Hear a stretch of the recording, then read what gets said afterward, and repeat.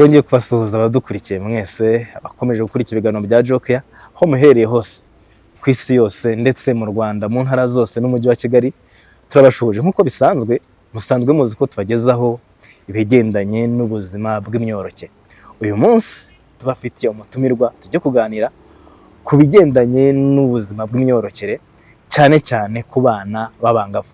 Reka muha akanya atangire atwibwira, wahawe ikaze watangira wibwira abakurikiye Jocare, ubundi ukatwibwira ukatubwira icyo ukora ndetse ukaza no kutubwira icyo tujya kuganira. Murakoze cyane. Amazina yanjye nitwa Joseph Karemera, nkaba nkora imirimo y'ubuvuzi, imirimo ishamikiye ku buvuzi, ariko cyane cyane mu gufasha abarwayi gukira vuba, bahabwa amafunguro abafasha mu ndimi z'amahanga twita aba nutritionist. Okay. Uyu munsi twabazaniye noneho umu nutritionist. Hari umuhanga wavuze ngo turi ibyo kurya. Uyu munsi u Rwanda ndetse n'ibindi bihugu bifite ikibazo cy'uko hari inda nyinshi ziterwa abangavu. Uyu munsi rero twashimye ko twaganira ku bigendanye n'imirire y'abana bahuye n'ikibazo cyo gutwara inda zitifuzwa bakiri bato. Imirire yabo igenda ite, yabafasha ndetse igafasha nabo batwite. Niyo mpamvu twabazaniye nutritionist Joseph Karemera ugiye kudufasha muri iki kiganiro. Watangira utubwira ese abangavu batewe inda cyangwa se abana bagize ibyago byo gutwara inda bakiri abatoya, imirire yabo iba imeze ite? Urakoze cyane. Ubundi abangavu ubundi tubara yuko ari guhera ku myaka 10 kugeza kuri 19, ariko nabwo hagabanijemo ibice bibiri, hari ibera ku 10 kugeza kuri 15 no kuzamura.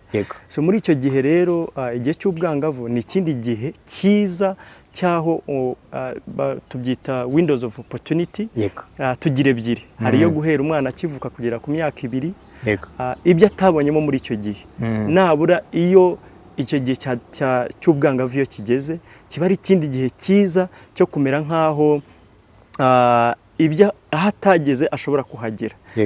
Ariko icyo gihe rero kubera ko ari amahirwe umubiri uba ufite yo ukura vuba vuba, hakenerwa rero intungamubiri nyinshi zitandukanye kugira ngo kwagukura mu buryo bw'umubiri, mu buryo bw'imitekerereze, ibyo byose rero bitabonye intungamubiri zihagije ntabwo byagerwaho.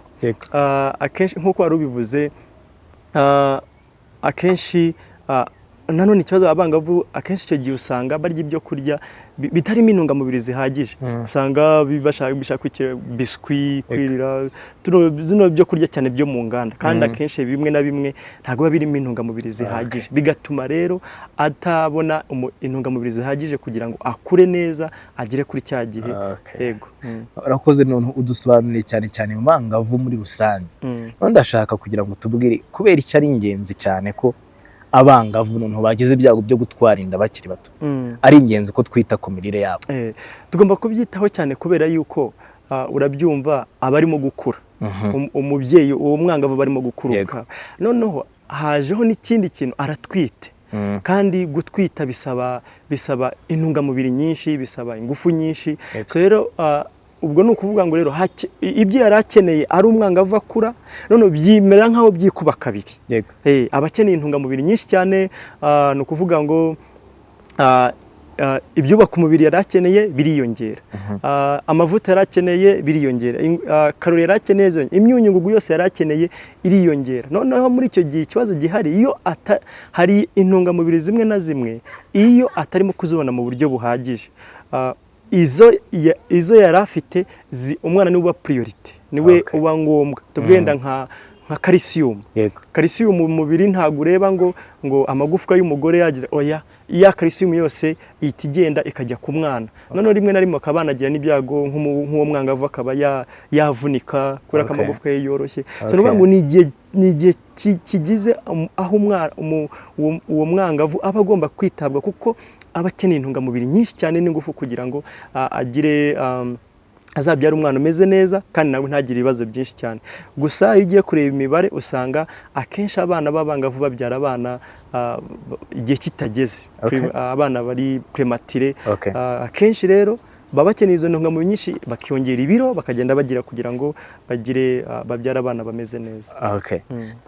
Urakoze cyane. None reka turebe kuri ibi ngibi. Ni izihe ntungamubiri umwangavu utwite akeneye? Bigenze nitubwize ku kigero kingana gute?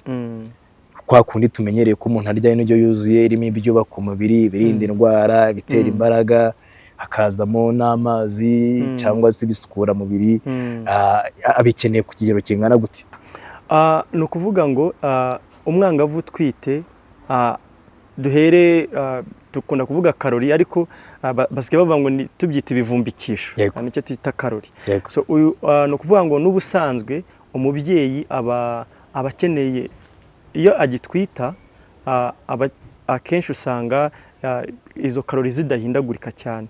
Aba ameze muri trimestre ya mbere, ko gutwita birimo trimestre 3. Muri trimestre ya mbere mu gihembwe cya mbere ntabwo biba bisaba intuza nyinshi cyane, karori nyinshi cyane, ibitera imbaraga byinshi. Ariko igihembwe cya kabiri ni cya gatatu niho umubyeyi akenera ibitera imbaraga cyangwa se za karori nyinshi kugira ngo abashe kwiyongera mu biro. Kuko umubyeyi buri akenshi bapima ibiro by'umubyeyi, kuko nibyo bigaragaza yuko arimo azabyara neza, umwana arimo kumera neza. So rero ibiro bigomba kwiyongera. Rero ntabwo byakiyongera atariye ya ndyo yuzuye ihagije mu ntungamubiri kugira ngo bya biro byiyongere.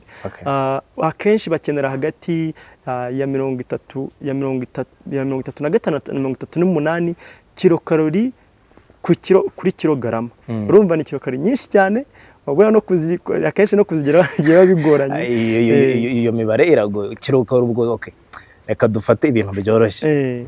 Tuvuge ngo niba turi mu bitera imbaraga, uduhe urugero yafata nk'ibirayi ibi n'ibi, yafata nk'umuceri ibi n'uyu, kugira ngo twumve nyine ngo izo kilokalori yazibona gute. Ubundi kugira ngo azigereho akenshi dufata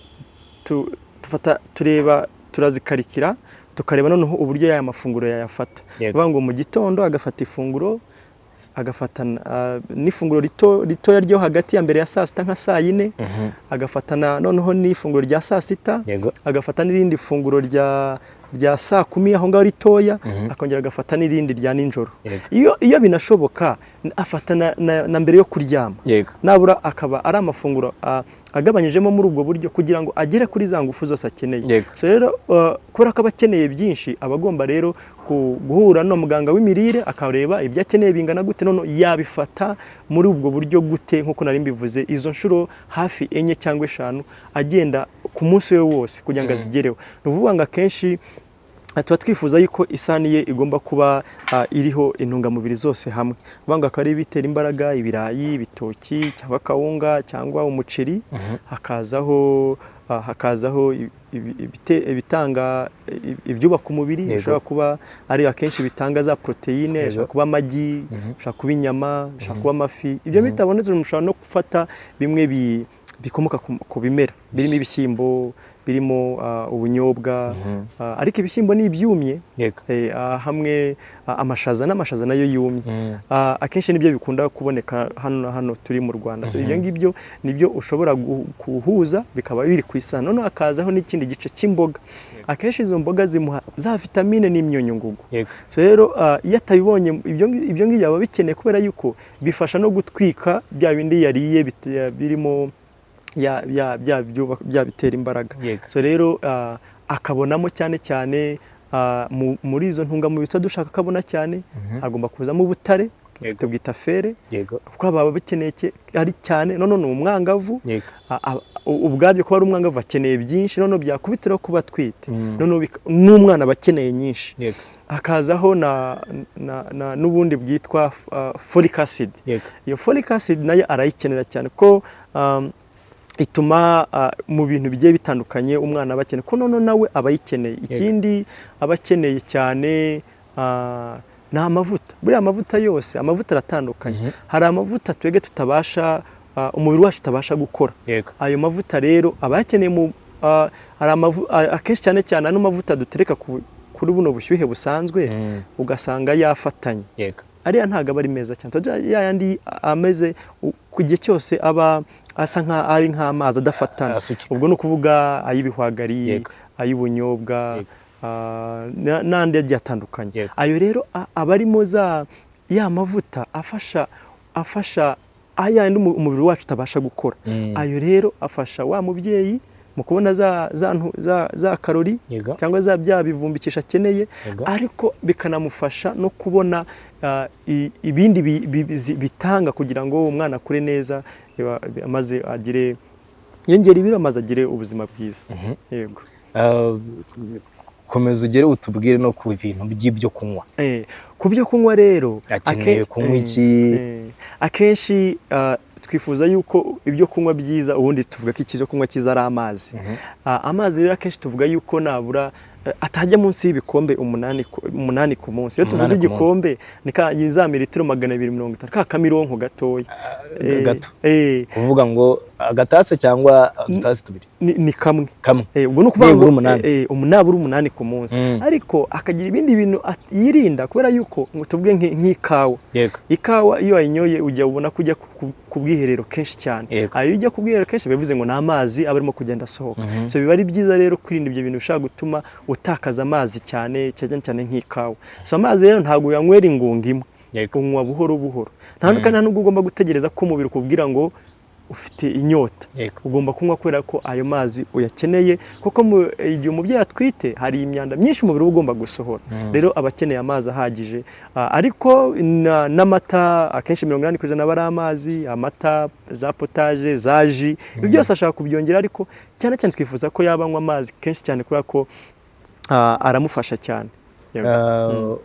Urakoze cyane. Tubonyemo ibyubaka umubiri, tubonamo ibirinda indwara, abavuze imboga, uvuga imbuto, tubonamo ibitera imbaraga, ibirayi, ibitoki, umuceri, tubonamo n'ayo mazi n'amavuta, ndetse amazi, ji n'amata. Ariko wavuze cyane cyane ku myunyungugu, nanjye ariyo nshaka kwitsaho. Ni iyihe myunyungugu umubyeyi cyane cyane noneho w'umwangavu, cyangwa se abantu twita aba teenager, bagize teenager pregnancy, akenera? Bimufasha iki kuri we, ndetse bigafasha iki n'umwana, ku buryo ayibuze n'izihe ngaruka zishobora kuza? Urakoze cyane cyane. Turebe nk'imyunyungu imwe, tuvuge nk'ubutare, ariyo twita feri, mu cyongereza bayita iron. So iriya arayikenera cyane, kuko niyo ugiye kureba umugore utwite n'udatwite baba batandukanye mu yo baba cyane, amagarama baba bakeneye. So biriyongera ku kigero kiri hejuru cyane. Rero iyo atabonye iyo fere, iyo ari nke, niyo mpamvu nko muri Afurika hano, bitewe n'imirire yacu, usanga abagore kenshi cyangwa se n'abangavu bose akenshi tubaha ibinini bya fere. Impamvu ni ukugira ngo bagire amaraso ahagije. So iyo amaraso adahagije bishobora gutera ibibazo bigiye bitandukanye. Tuvuge ko turabizi ko fere cyangwa ubutare nibwo bukwirakwiza, bugenda butwara na oxygen ifata, kagenda itambagira mu mubiri wose. Iyo fere ari nkeya, umubyeyi ahora ananiwe, nta mbaraga, kubera ko umwuka twinjiza niwe ugenda ugafasha gucagagura bya birayi twariye, ya sukari yabivuyemo. Ubwo bivuze ngo dukeneye fere kugira ngo umudamu agira amaraso ahagije, umwana we. Ku mwana rero nawe aba yikeneye, kubera ko urumva umwana nawe amaraso yaba arimo gukorwa. So rero hagomba kujyamo iyo fere kugira ngo nayo ikwirakwiza ya oxygen mu mubiri hose, n'ibindi byose igenda ikora. So rero iyo fere ibikenewe cyane. Rero iyo atayibonye, akenshi umubyeyi agira bya bibazo bigiye bitandukanye. Ikindi ni folic acid. Folic acid akenshi usanga turya ibyo kurya bitarimo ihagije nanone. Kandi buriya umugore yagiye umuntu, yaba umwangavu cyangwa n'umugore usanzwe, umudamu, umwangavu bakimara gusama, n'ubundi baba basanzwe barya ibyo kurya bitarimo intungamubiri nyinshi, nk'uko nigeze kubivuga, kubera yuko birira bya byo kurya bitarimo intungamubiri. Akenshi usanga mu byumweru 2 bya mbere nibwo urutirigongo rw'umwana rukorwa. Mu byumweru bya mbere ni nabwo rwifunga. So rero iyo atabonye ya folic acid, niyo yatuma rwa rutirigongo rwifunga. Niyo mpamvu akenshi umwana ashobora kuvukana ubumuga uzi ko utabigizemo uruhare ariko urabigizemo uruhare mu bundi buryo. Iyo folic acid rero nayo akenshi ifasha mu bijyanye no gukorwa kw'amaraso, mu gukorwa k'ubwonko, mu bintu bigiye bitandukanye. Rero akenshi ikibazo dukunda kubona nuko bigenda bigabanuka. Akenshi usanga iyo folic acid ifasha urutirigongo rw'umwana, umubyeyi atwite kugira ngo rwifunge. Rero iyo rutifunze akenshi umwana avukana ubumuga. Ikindi vitamine A. Vitamine nayo bikenewe cyane mu gukorwa k'ubwonko bw'umwana no mu bindi bintu bigiye bitandukanye.